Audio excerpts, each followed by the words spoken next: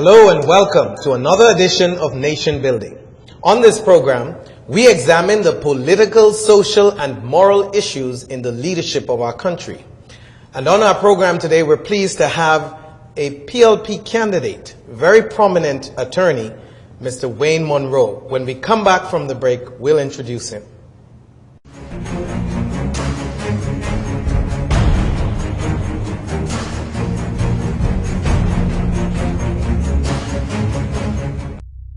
Time is money, and when you need more of both, fly Western Air. 12 flights daily between Nassau and Freeport. At Western Air, your 11th round trip is always free. Flights to Marsh Harbor coming soon.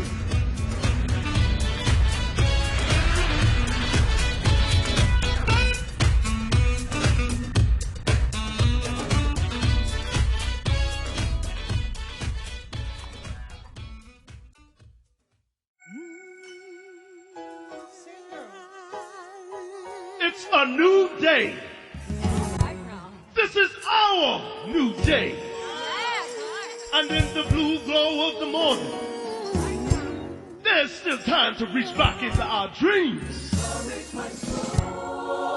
To become dreamers in the daylight.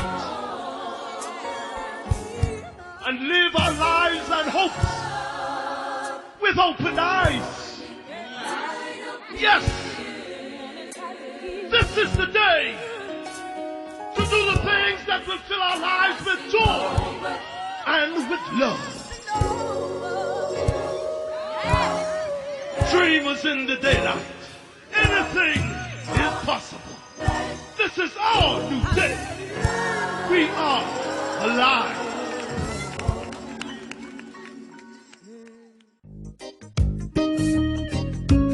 Who said you can't get great quality products at an affordable price? If you want the best quality food products at the most affordable prices, you must pick up the Jamaica Bahama brand of fine quality products at your favorite food store. Products like Jamaica Bahama Coconut Water, the most healthy and refreshing drink on the market. Jamaica Bahama Fruit Punch, the only fruit punch in the Bahamas made from real fruit. Jamaica Bahama Coconut Milk, green pigeon peas with coconut milk, condensed milk, kidney beans with coconut milk, corned beef, green pigeon peas, mackerel, and corn. Jamaica Bahama's fine line of products is available at all your favorite food stores and convenience stores nationwide. Telephone 351-8282 in Freeport and 341-4091 in Nassau. I don't wanna win. No, I don't wanna win.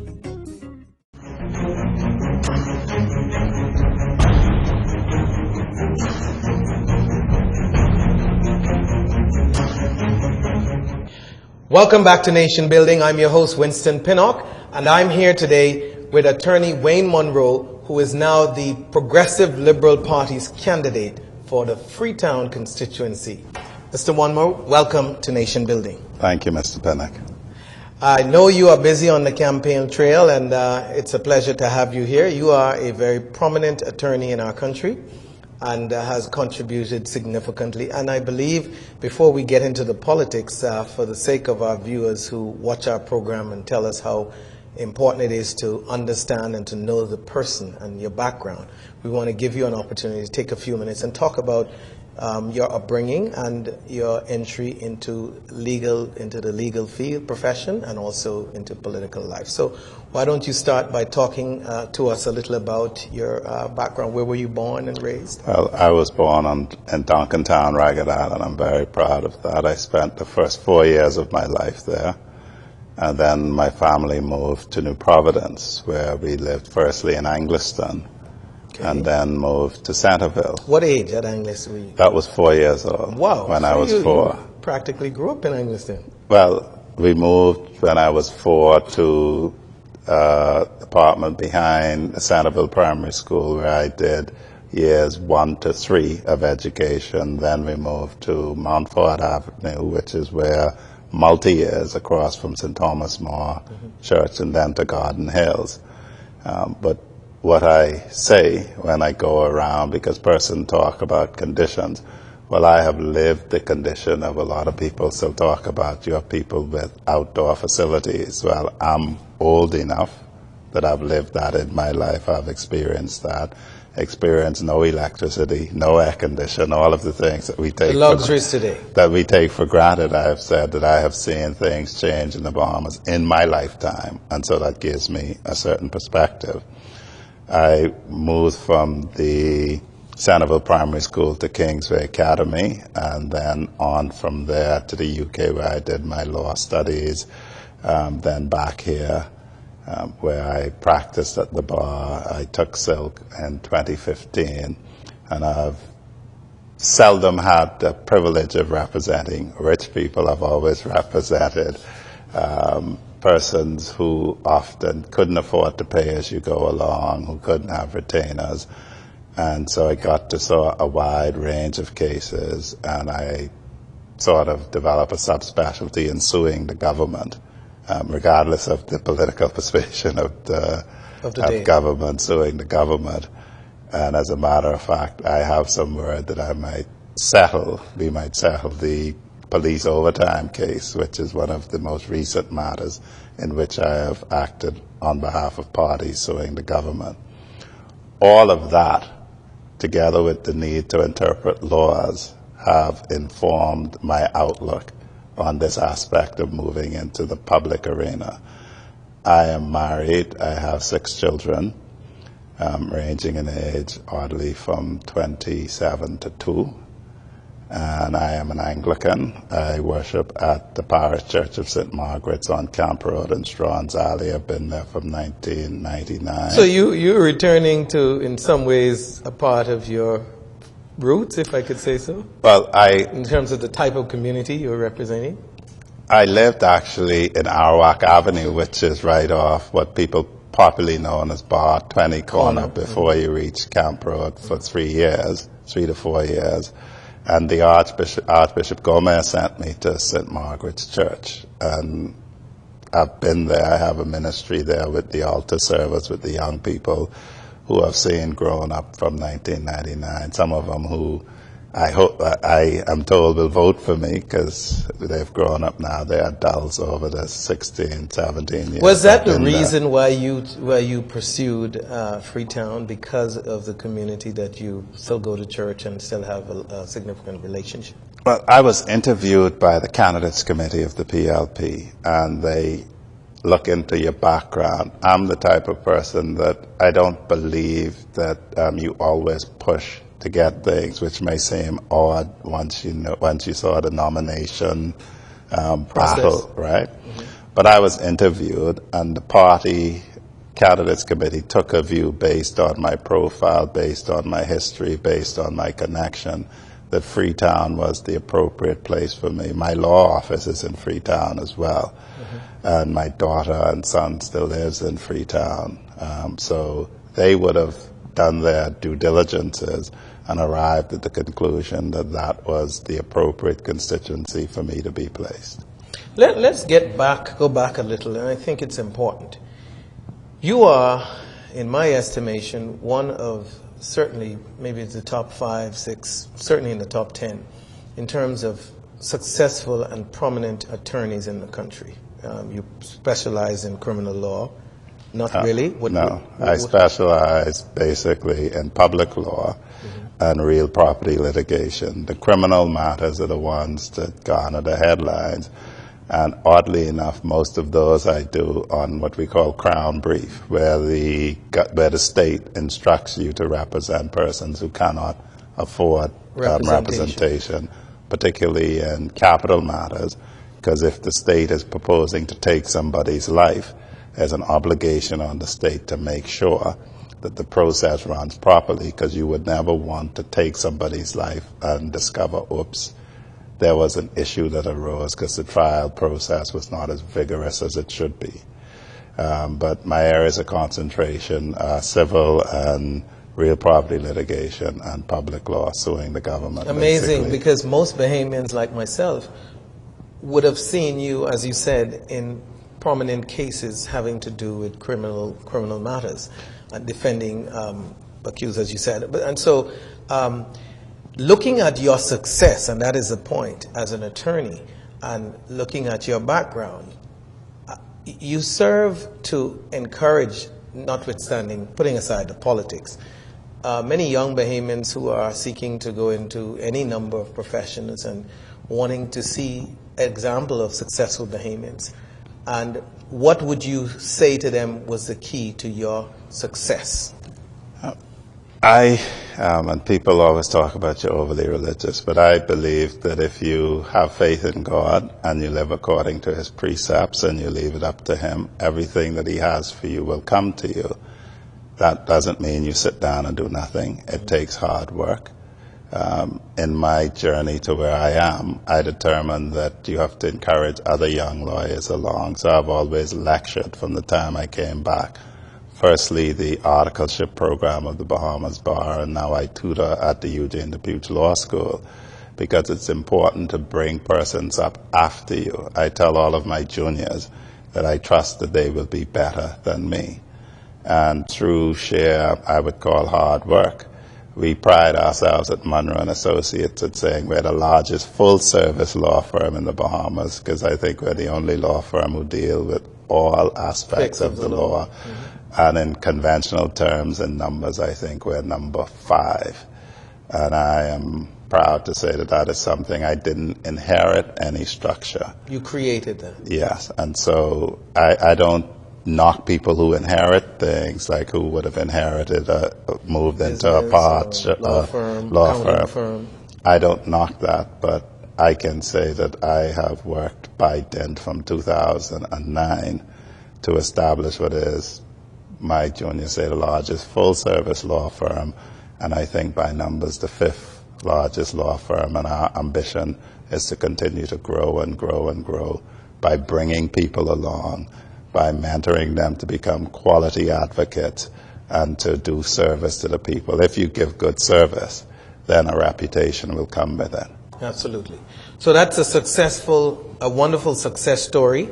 And it's my hope that obviously viewers who tune in and listen to you and see you would draw some from that, because we need more examples. And with the social challenges that our country has been facing, we need more examples of successful and especially black Bahamians who are succeeding in different aspects.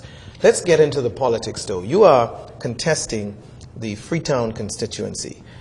Record says that there is 4,592 voters registered in Freetown. Obviously, the register is closed.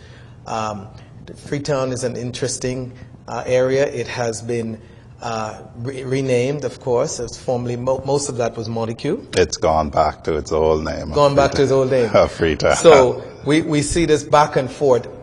For the sake of viewers, there has been some discussion about what has happened since 2002 to 2007 and 2012. There were some of the polling divisions that were moved from Freetown and placed in St. Anne's. That was originally, I'm told, in St. Anne. That is now, that has been taken back. How many voters were moved out from where the old boundary cut was, roughly? Do you know?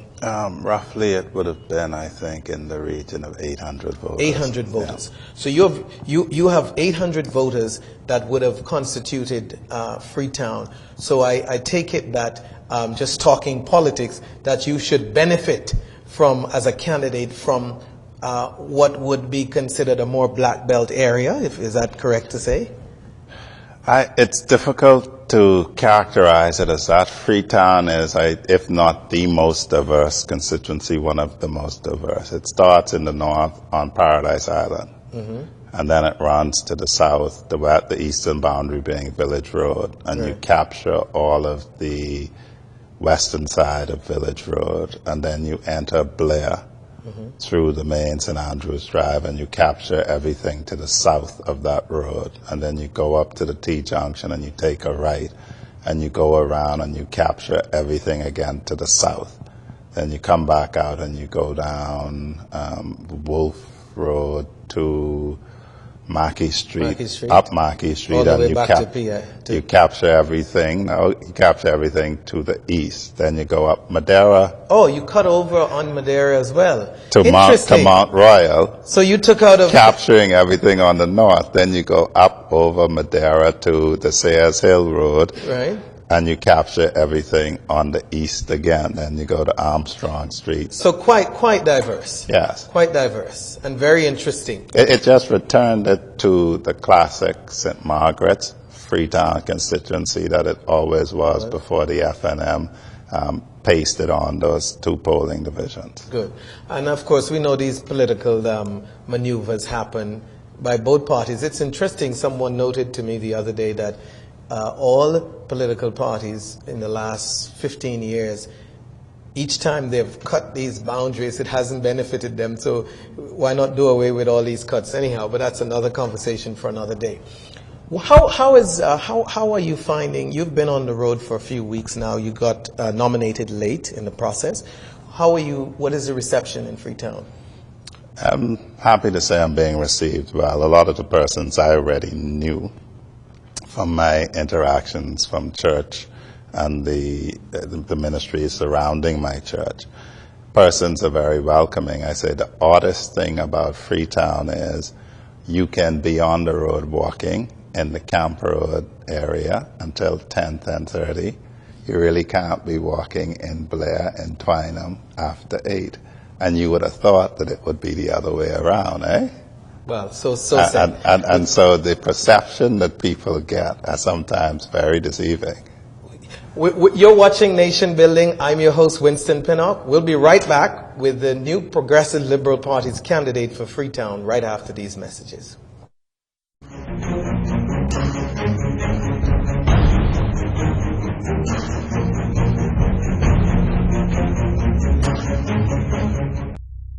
Time is money, and when you need more of both, fly Western Air. 12 flights daily between Nassau and Freeport. At Western Air, your 11th round trip is always free. Flights to Marsh Harbor coming soon.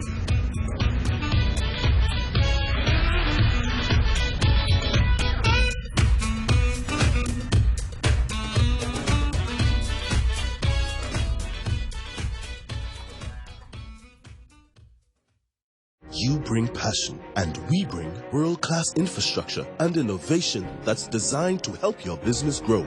You have determination. We've got your back with a super-fast LTE network, giving you access to whatever you need, when you need it. You offer superior service, we put you in control. With a dedicated care team to look after your business 24/7. Together, we have the advantage. Alive. Let's do this. Hello, I'm Wendell Jones, and every time I sit down and I watch JCN television, I drink the Jamaica Bahama fruit juice. It's so pleasing to the palate. I've been cooking Bahamian dishes for generations. I now use Jamaica Bahama product. The rice is very fluffy, very tasty, and good eating. Jamaica Bahama product is simply the best. As an insurance agent, my life is go, go, go. But whenever I need a refreshing break, it's Jamaica Bahamas Island Mixed Fruit Drink. Good. Hi, I'm Debbie Bartlett from GEMS 105.9 FM. The effect that Island Junkanoo Juice Medley has on me is exhilarating.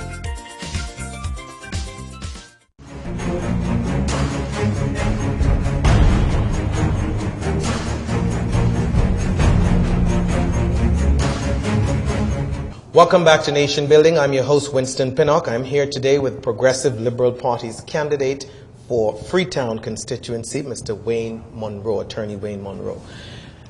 Mr. Munroe, your constituency of Freetown is one of the battleground constituency in this upcoming election. Fair to say?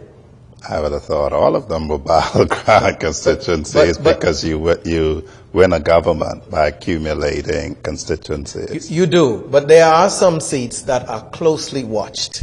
Yours is one. One of the most interesting seats, I think, because in part, not just because of the the makeup of the constituency, but because of the personalities. You are going up against a businessman, Dionisio Diagulo. And again, I couldn't find, for my own assessment, two more strikingly different personalities. What makes you confident, Mr. Munroe, that what you bring to the table will defeat Mr. Diagulo in the upcoming election? I look at this more as person selecting you. I don't concern myself overduly with Mr. Diagulo. I present a product to the people. I present a product that's Wayne Munroe, and that's the PLP. The PLP product basically focuses on people, focuses on their needs. And so unlike the FNM, who has a problem with urban renewal, the attitude of the FNM and my opponent is that if you have problems with your house and you don't have insurance, well, that's your problem, not the government's problem. Having gone into people's homes, urban renewal focusing on the very old, the handicapped, and single mothers with large numbers of children, when you go in person's house and see the conditions, that urban renewal is meant to mitigate, you understand the value of uplifting person's surroundings so it uplifts their mindset. When you have the National Training Agency, because these are the things that people in Freetown have spoken to me about, and the FNM looks at it as, just a 52-week program, when a woman said to me, we must re-elect the PLP because the FNM don't like the National Training Agency. She went there, she got trained, she's now a chef at Sandals. So these are the things. The PLP focuses on people, the FNM focuses on things. That's the party difference. Insofar as what I bring to the table, I've looked around. I came with some views because I've been in the community for a while, but you have to talk to the people to get what they think should happen. I'll give you an example. Through James Road, I was looking and there was some trash piled up, and I asked the gentleman who happened to go to church with me, that needs to move, eh? He said, no. I put that there so people don't take a shortcut across this area. And so things that may appear to you, you have to test it with local knowledge. Politics is local. And the issues that have to be addressed is a disconnect on information. People are looking for jobs. There are people advertising jobs on the labor exchange, and there's no meeting of the need with the supply. You have a number of people I'm meeting who have a job they have to have, but it's not the job they want, and they need training for the job that they want. And I'm about to engage with the churches to address that, because although everyone may talk about a community center, you have to approach the needs of a community and short-term solutions, medium-term solutions, and long-term solutions. And the short-term solution to that problem will be empowerment classes delivered probably in the churches, if they cooperate, that are scattered throughout the constituency. And there is quite a number of churches in that area. Well, certainly in the Kemp Road area for sure. Well, throughout, even you have Epworth Hall on Shirley Street. So they are well distributed throughout the community, and they're not classically used all day, every day. And it will be a matter of whether they agree that empowerment classes can be held in their structures. Whether, if the government were to take this on, it would be some sort of stipend that is paid. That's the mechanics of it. But the product of it is to deliver to persons where they live empowerment sessions that empowers you to get the job you want while you keep the job you have that you need to pay your bills. And I find that to be something that's scattered across the entire constituency. What would you say is, and to what extent do you know the level of unemployment in that constituency? There are no raw statistics. I have been finding that some claims you have to take with a pinch of salt, but undoubtedly there's a level of unemployment. And as I say, one of the greatest things I'm finding is I have a job. It's not the job I desire. And then we know that some people don't take a job because it's not the job they desire. If the government issues work permits, and we're not talking about the ones that are agreed up front, work permits for manual laborers and we have unemployed persons in the Bahamas, that has to be either disconnect of information or persons not taking jobs because they don't want those jobs. And so I think it would be very important to change the mindset to look, you have to take a job if you have responsibility. If you have some children, young men, you have to maintain them. So you have to take this job, to have a job, to live up to your responsibilities. And if you want a different job, well, let's train you for it. And let's give you the skills to empower yourself to go and get the job that you want, or to start the business with the skills that you want. But it's not going to happen simply by sitting down and wishing for it. And so there aren't hard statistics, constituency by constituency, that I have been able to access. But I have encountered persons where that is a real issue. But would you say it is higher than it should be? The thing about unemployment is it will always be higher than it should be, so long as you have somebody who wants to work productively and cannot find a job. That's one person out of work too many, because it can impact your self-esteem and not being able to do what you have to do. It impacts your productivity, how you feel about yourself, your self-image. But the issue really is we have to address the entire problem. I offered a constituent, I knew about a job that was available at a web shop. And the person said, well, they don't want to work at a web shop. And then other people would say, oh, I don't want to work shift work. I want a 9 to 5. So it is a mindset that we have to redress. Back in the day, if you got a job, you took it until you got the job that you ideally wanted to do. So that is the difference. That's the difficulty with measuring the true level of it, in my opinion. I don't know that you shouldn't, with the number of persons reported unemployed, subtract the number of work permits that are issued, because those are jobs that classically were available to Bahamians, that were advertised, that were not filled.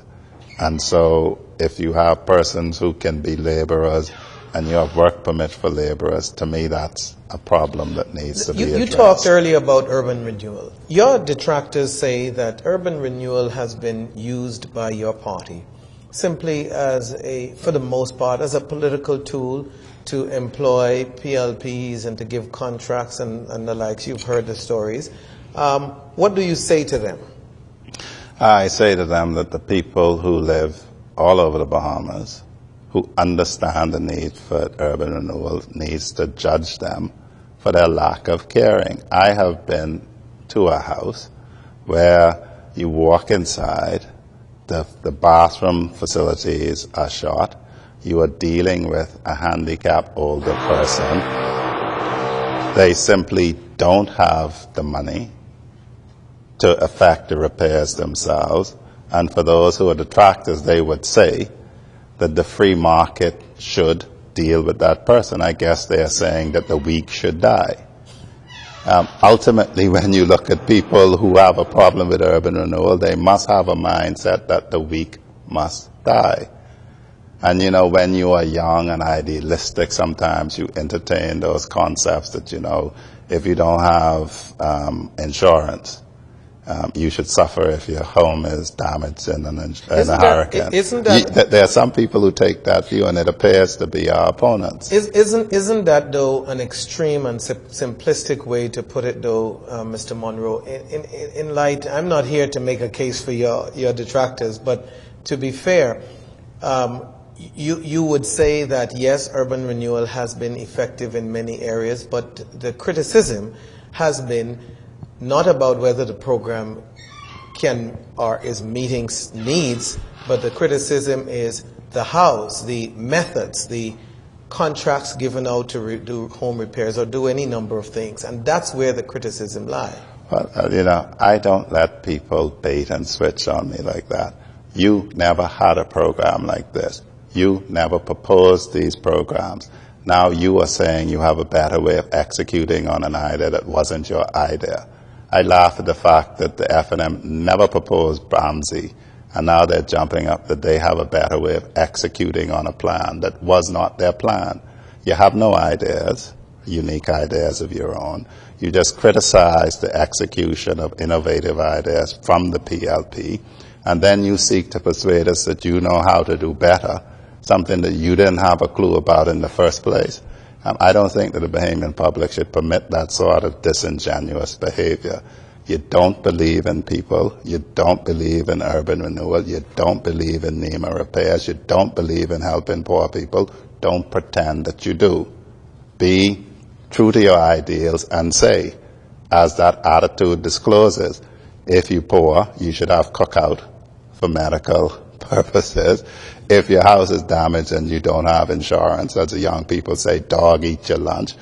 If you are in surroundings that bring down your way of thinking and that may cause you to look at society in a particular way tough, you should work harder. You should have inherited money, you should have worked harder, you should have had more skills. This is the attitude of the people who have a problem with urban renewal. So wouldn't you say that, granted that the PLP came up with many innovative new ideas, the effectiveness of those programs obviously are for you to tout and your detractors to criticize, but wouldn't you say that the opposition party has a responsibility to hold the government accountable? For example, the building BAMSI, which has been touted as an excellent program by even those who are neutral. But the criticism has been, there has been a number of issues, including a building that got burnt down that was uninsured. There are things that the government clearly did wrong. What do you say about those issues? You never have perfect execution. The thing that amazes me about the building that burnt down, the government doesn't insure any of its structures. It self-insures. For the life of me, I don't understand why they insure during construction. After the building is completed, they will not, because of the number of properties they have, pay premiums. That is something that I laughed when it happened, because if a civil servant was supposed to check off and ensure that insurance was in place and didn't do so, what are the chances that that person would have left any indication in the file that they didn't do their job? When you are not realistic about how life works, it persuades me that you wouldn't be able to run anything. And all of these people who claim to be business people, who claim to have this acumen, if you don't know how human beings work, then how are you going to manage them? If you have this expectation that people are never going to be able to meet, then you will always be able to complain. Holding the government accountable isn't just complaining, you know. Holding the government accountable is to look at what has happened. If you have an execution issue that is different, then that's how you do it. And I'll give you an example. The Road Traffic Department, the PLP government last time saw the difficulties and said we need to put in a new software IT solution. Signed up for it. The F&M government promptly canceled it. The existing program was then used fraudulently. And then fraudulently, Mr. Munroe? Well, that's what put it this way, it was used in a fashion where people signed in with usernames and passwords, so the audit find that weren't controlled. The number of problems, let's put it that way, sprung up. It has been, to my understanding, replaced now.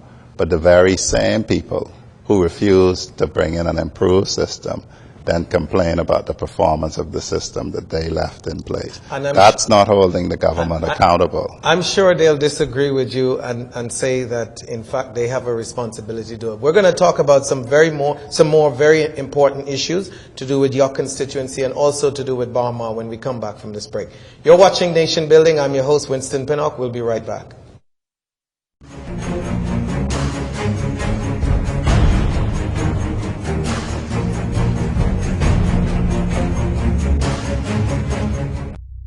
Time is money, and when you need more of both, fly Western Air. 12 flights daily between Nassau and Freeport. At Western Air, your 11th round trip is always free. Flights to Marsh Harbor coming soon.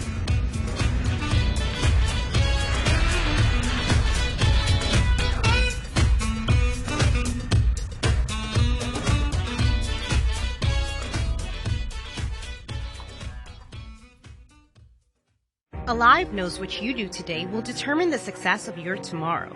So we've invested in world-class infrastructure and innovation so every business in the Bahamas can grow. Like our online business account that lets you manage all your business mobiles simply and efficiently through one portal. From adding users and numbers to drilling down where you can view details of individual data, calls, and texts to providing an immediate overview of usage month on month. We put you in control. Our people are here to help your business grow. Our relationship managers take the time to understand your business. And with our care team and our Alive stores, we are there to support your business needs. So let's work together, Bahamas. Let's grow together. Let us be part of your team. Let's do this.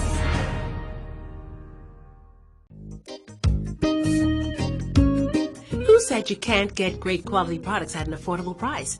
If you want the best quality food products at the most affordable prices, you must pick up the Jamaica Bahama brand of fine quality products at your favorite food store.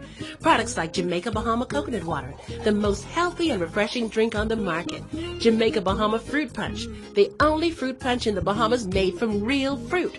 Jamaica Bahama Coconut Milk, green pigeon peas with coconut milk, condensed milk, kidney beans with coconut milk, corned beef, green pigeon peas, mackerel, and corn. Jamaica Bahama's fine line of products is available at all your favorite food stores and convenience stores nationwide. Telephone 351-8282 in Freeport and 341-4091 in Nassau. I don't wanna win. No, no. I don't wanna win.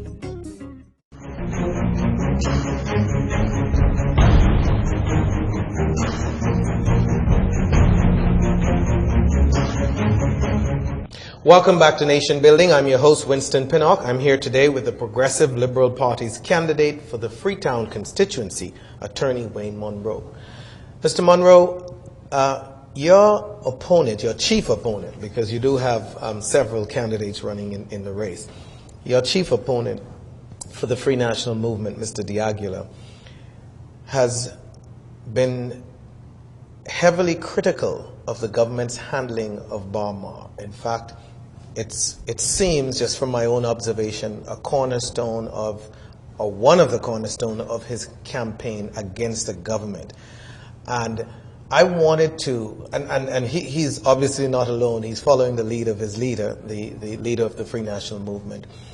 I wanted to have you weigh in on the Barmar situation. There are any number of criticisms, as you know, about the handling of the project. It's gone through, first, the PLP administration who proposed the project, came up with the idea, I believe. Secondly, the FNM Mrs. Malian came up with the idea. Sorry, let me correct that. Not when I said, I'm talking about governments now. Came up with, negotiated the initial whole concept of Barmar. Mr. Christie was credited with being the one who accommodated Mr. Ismailian and got the whole concept created, I believe. The Free National Movement, the next government, came in and did some adjustment to the whole agreement that was laid out. There was a big issue about that, in the fact that, in fact, it got a little dicey when Mr. Ingram accused Mr. Christie at one point of giving away too much. But putting aside, the point is, the project has gone through the handling of several administrations. It's back. The PLP is back in power. Unfortunately, for the project has run into difficulties. There was the bankruptcy issue. And of late, the criticism from media and from the opposition opponent has been government has mishandled the project. What say you? Well, the first thing is it's not a government project. It's a private project. My opponent should declare his interest. He was a director of Barmar Limited. So when one talks about the first structuring of the deal, people say, oh, you have CCA and XM Bank and they're both Chinese. Guess what, Mr. D'Aguilar? Guess what, Mr. Ismailian? You all agreed to that. You all bought that to the government. This was the deal that you presented to the government. These are our contractors. These are our bankers. The government played no part in that, other than saying you present these people to us. We look at them, we check their credibility, and we will approve the project. That was actually done under the FNM, not under the PLP. The CCA XM hookup And the deal there with Bahama, a company of which Mr. Diagler is a director, that was approved under the FNM. The heads of agreement that granted, I think it's $3.5 billion in concession over the life of the project was done under the FNM. Then the project moved forward. It's a private project. There are issues that arose. The government takes no issue with that. Before the FNM approved that project, the FNM signed a treaty with China basically to ensure that its citizens investing here would be subject to Bahamian law. And so I don't know why they didn't understand why the Bahamas government would be obligated to ensure that Bahamian law applied to the insolvency of Bahama. And that debacle came up, as the Prime Minister said. Again, Mrs. Malian approached him for assistance, and the government became engaged in that. And then he did what he did. The government did what the government did. The bankrupt, the insolvency, the liquidation petitions went afoot. The project was actually sold by the receivers and not the liquidators. Just like if you mortgage your house and you don't pay, the bank will appoint people to sell your house. That's all that happened. And you have this big thing about, oh, the government has sealed some deal. The government has sealed nothing. But they've agreed to it, haven't they? No, the government has no standing on the issue. The issue of the receivership sale is between the receiver and the borrower. And in that matter, Granite Ventures, a circus company, sought to come in, and that was very publicized. What standing has the Bahamian government in a sale by a receiver to somebody and the mechanism by which it was and some done? say, just to hasten along, because we have some very more important issues to deal with having to do with your constituency, some say that the government's hand is pushing this deal to cause the opening of Bahama to happen just before the general elections in order to get people employed and to get the favor of the people. Listen, I understand that Dr. Minnis seems to think that the Bahamas government owns Bahama since he believes that he could sell it to somebody, eh? Did he say that? He said that the government will find a credible buyer for Bahama. Now, how you could find a credible buyer for something you don't own is beyond me, but clearly that is the misconception that is operating on their minds. This has been bought by persons who have a long history in this industry, and they are opening not just this project, but projects all over the world. I heard all of this noise in the marketplace, and what you had was an opportunity for all of these naysayers, for Mr. Diagler, for everyone else to come to the public hearing for Sky Warriors casino license, when on camera, because it was recorded, they could have raised all of these issues.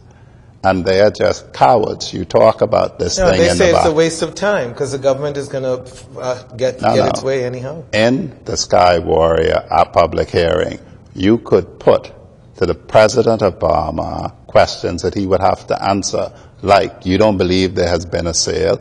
You could challenge him on that. The documents were there. Anything you don't believe is the case, you could challenge them on that. That's the purpose of a public hearing. You knew about it. It was advertised. You're a coward. You didn't attend the public hearing and put forward these views that you put in ads and play on TV where no one can question you. We've seen that Dr. Minnis has a problem debating, which means you have a problem putting questions, receiving answers, analyzing it, and putting it back. But the Free National Movement, doesn't help. The Free National Movement chairman, in an interview here that we had, defended vehemently that point and said, look, the party's focus has determined that the focus of the party should be running its campaign on the ground, making its case to the people, and planning for what they see as a government that they'll inherit in short order. And so they have no interest in talking about all of these details of the Bahama sale are sealed. To come to a public hearing and get the information, they claim they want it. Forget now that Minnis doesn't want to debate, right? Put that on the side. They claim that they want to know the details of this deal in a casino licensing hearing, they could have gotten it. They know what they are. They know full well what they are. They're playing the Bahamian public for fools because they have an opportunity on something that is recorded to ask probing questions, and rather than ask them to the person who came with all his information, you know that there are answers, you know what they are, you don't want to hear them, and so you mislead the public. Let me ask you this. In my assessment of talking to people that I do with regularity to get a sense as to what's going on, obviously non-scientifically, I find that there is, and I'm sure you should agree, that there is a very deep level of discontent and concern about the way the country is going. People are, a lot of people, let's put it that way, are not satisfied. And I'm not talking about people who are FNMs or PLPs, but just this, what we call the swing voters. A lot of people are concerned, deeply concerned about the fact that the downgrades that has happened and so many of the negatives under the Progressive Liberal Party current administration. You were a part of the DNA last time around. Say to people what gave you what made you move from being a protester of, if I could put it that way, of the two parties that exist now to joining up with the PLP, and why do you feel confident that the PLP will be successful? Well, in my history from Centerville Primary to Kingsway Academy, I met Brian McCartney. He was doing something. I've always been a PLP. When we went to England together, Brian, his sister, myself, and some others, we had arguments. I'm a PLP, he's an FNM. It's something that was well known. I have always been. Come 2011, there was the debacle of the DNA not being able to find credible candidates. The late Kurt McCartney, my friend as well, asked me to assist. I assisted. And for all that people can say, I engaged with critiquing the PLP's crime plan, the FNM crime plan, and calling both leaders dumb and dumber for talking about a crime plan when the person to come up with a crime plan is the Commissioner of Police. I've said before, after the election... Dumb and dumber. Dumb and dumber. And you now follow... I called them dumb and dumber for articulating a crime plan, which is the job of the Commissioner of Police. When the PLP was elected, the current Prime Minister no longer talked about a crime plan, gave the Commissioner of Police back his security of tenure, gave his deputy back his security of tenure, and concentrated on social programs, which is the job of the government. So he removed himself from that categorization. And so you removed the title? Well, dumbness is something that is cured by the acquisition of knowledge. So it isn't something... Strong terms, calling the Prime Minister... In politics, to get people to listen sometimes, you have to be severe.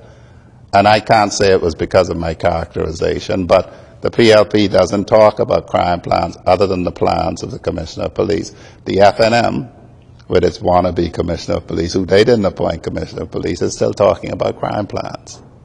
Still talking about crime plans. So they leave themselves in that categorization.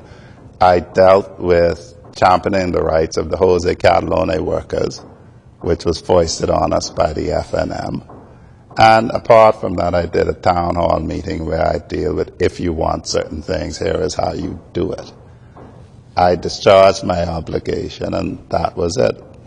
So you came back home to the PLP, basically? After I had satisfied my commitment to Kurt McCartney, as far as I was concerned, my obligation was discharged. Was there any personal or professional, how should I put it, disagreement between yourself and Brian McCartney, the leader of the DNA? No. None. No. And you still share a good, healthy relationship with Brian? He's still my friend. I've known him since I was 7 and he was 8. Okay. So there's no issue there. Yeah. You shouldn't lose your religion over politics, you know. Absolutely. But talking about crime, though, which is, I can't find another issue that is more troubling and concerning for Bahamians. What is Wayne Munroe, and you have, like I said, been extremely successful as a lawyer, and you know full well what the country is dealing with in this area.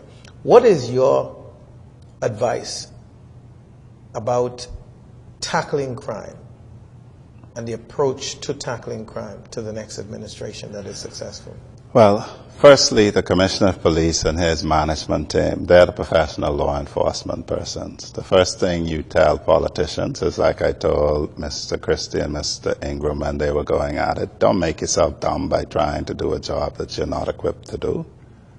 You're not equipped to be professional policemen. But they're the ones that hire the police commissioner. No, but you engage him, you give him security of tenure, and you let him do his job. And if he fails? People are not satisfied with the results? You give him security of tenure because crime is not supposed to be politicized.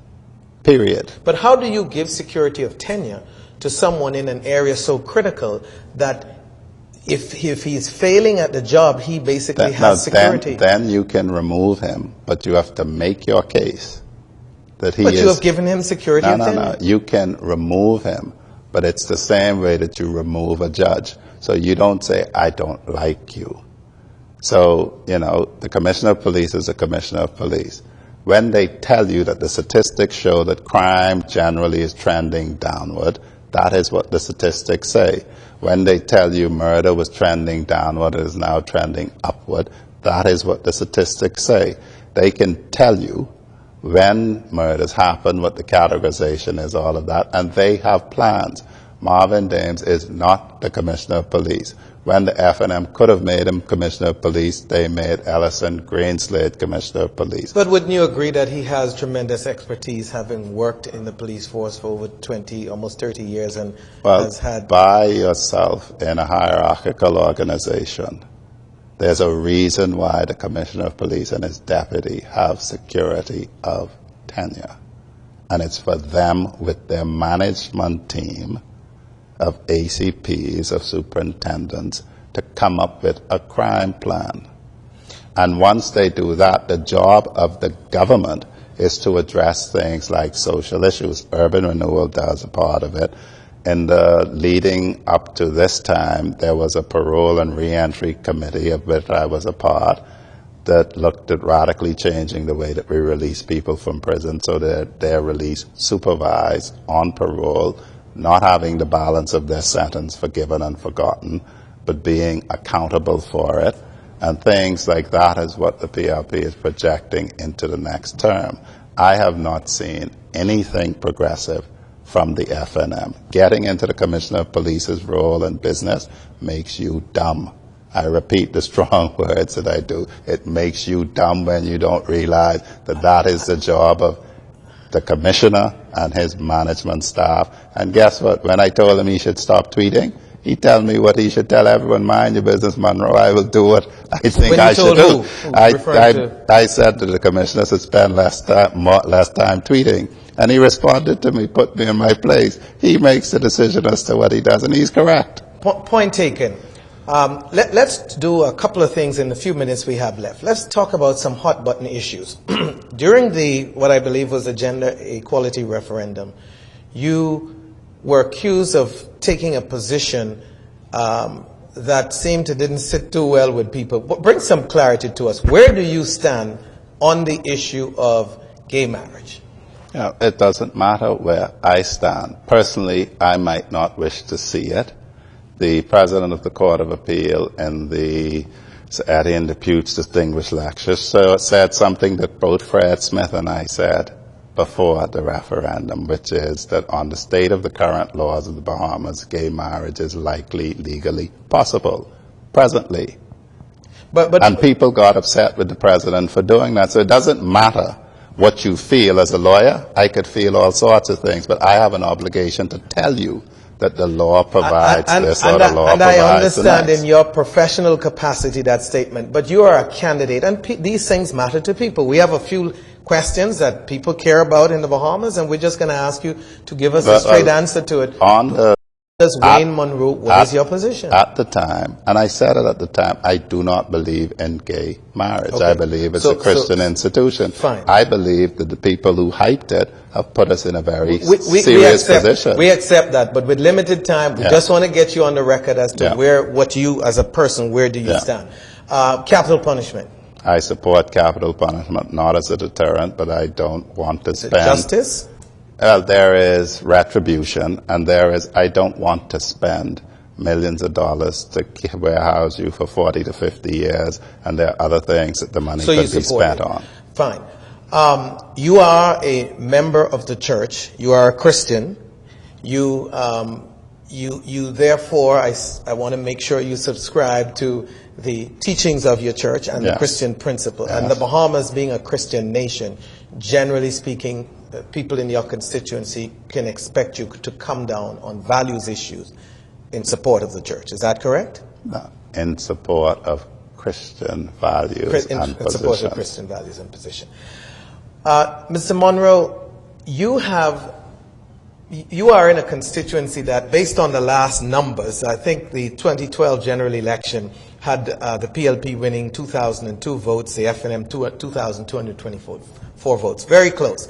Obviously, there are changes to it. You've already said that you feel confident that you will win. I want to assume that you are taking that information from data and what you're picking up on the road. Yes. Is there anything that you want to say to your constituency as we get ready to close this program in making your case to them? I have been around the constituency, living in the constituency, churching in the constituency, working in the constituency, and over the last month and a half, listening to the needs of the constituency. Everyone in Camp Road agrees, and the wider community of Freetown agrees that we need to have peace and unity in this country. The challenge is to bring all of Freetown together to do that. And that is what we are working towards activities for the young persons throughout the constituency, across the entire constituency, and blending it in a manner where people have hope, people can see their way from where they are to where they want to be, and can see realistically how they can get there. And what must happen is people have to stop speaking vaguely and trying to sell people dreams. If you're not going to get this job today, but you may have it next year, let's see what you have to do. You move yourself from where you are to where you want to be. And the people in the better equipped part of the constituency will have to shoulder their social responsibility to do the Christian thing and to help those who are less fortunate find their way and improve themselves. That is the mission not only of the church, but of all good civilized societies. Where do you stand on the issue of leadership? Any aspirations to one day lead the country, Mr. Munroe? I think people misunderstand our system. The Prime Minister is first amongst equals. Everyone around the cabinet table is a leader. You are a leader if you can advocate for a matter and get it done. I tell people the example I always give from the papers is in the gaming regulation struggle. The Prime Minister asked my clients to close. I told them legally they didn't have to, and they didn't. I wasn't the Prime Minister, but I was able to affect an event by applying the laws that exist. Bahamian people have to take responsibilities. We are all leaders. Your leaders at different levels. Do not abrogate your right to lead to one man. I do not follow men. The Bible tells me not to follow men. My leader is Jesus Christ, and that's the only leadership. And you don't see yourself following Perry Christie? I do not follow men.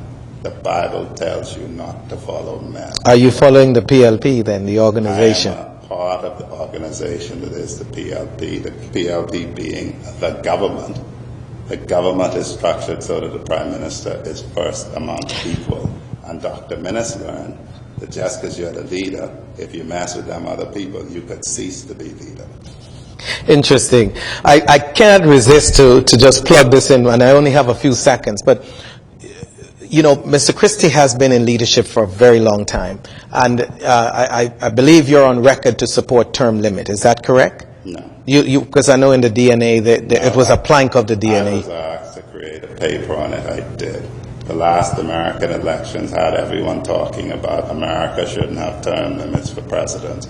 There are plus and minuses for everyone. So you don't mind Mr. Christie or anybody else for that sake being prime minister indefinitely? If you are a leader, and everyone is a leader, at a point, I look at the PLP cabinet, the youngest ever, and they are permitted to lead. And people don't get that they're permitted to lead.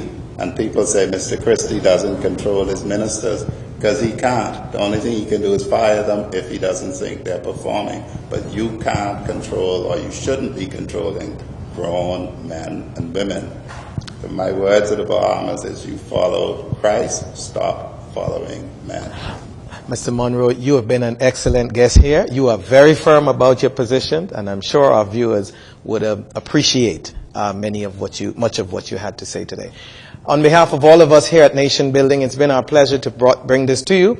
I want to thank you for joining, and stay tuned for next edition here on Nation Building. Have a good one.